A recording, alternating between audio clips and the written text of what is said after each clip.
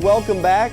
Many of you tired of the rainfall. That was the theme today as far as Twitter, text messaging, and Facebook seem to go. And we're going to start to wrap it up for today. We'll get more chances tomorrow. There are some heavy thunderstorms just north of the WACH viewing area. You can see that on SkyWatch Doppler radar. It's creating flash flooding scenarios for counties to our north.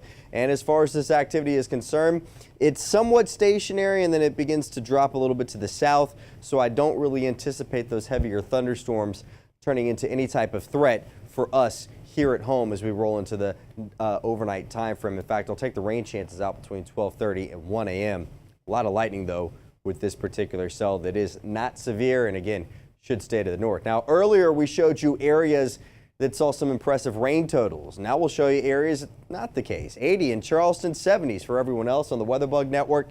But take a look at these rain gauges for Stiles Point Elementary in Charleston, Ferry Chevrolet in Orangeburg, Rosemary Middle School in Andrews, and up in York County and Rock Hill just south of Charlotte. No rain, just muggy conditions out there. Now, the extreme heat still to our west while we're dealing with seasonal conditions, and that trend should last as we go through the next couple of days as well. Let's take a look at satellite and radar, and you can see things relatively quiet. Yes, there's a few thunderstorms that have fired up out there, but when you compare it to the eastern half of the United States, things are relatively quiet out west. Unlike us with this soggy scenario, you get the heating of the day and these storms really begin to fire up.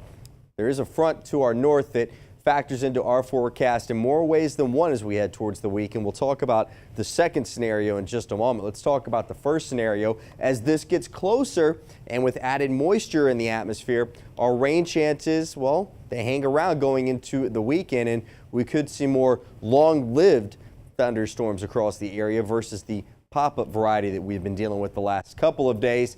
But again, this front shouldn't be here until about Friday.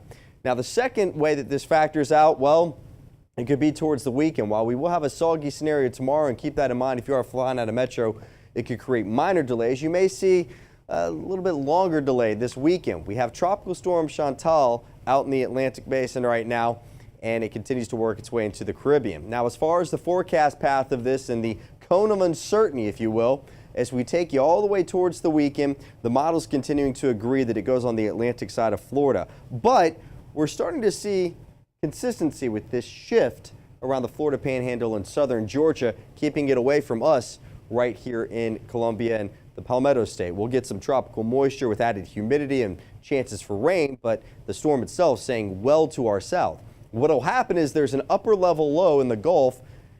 Counterclockwise motion sucks that storm in and begins to serve as the steering force for that storm, and that's why I think it stays south of us. All right, tonight, muggy, patchy fog, 72.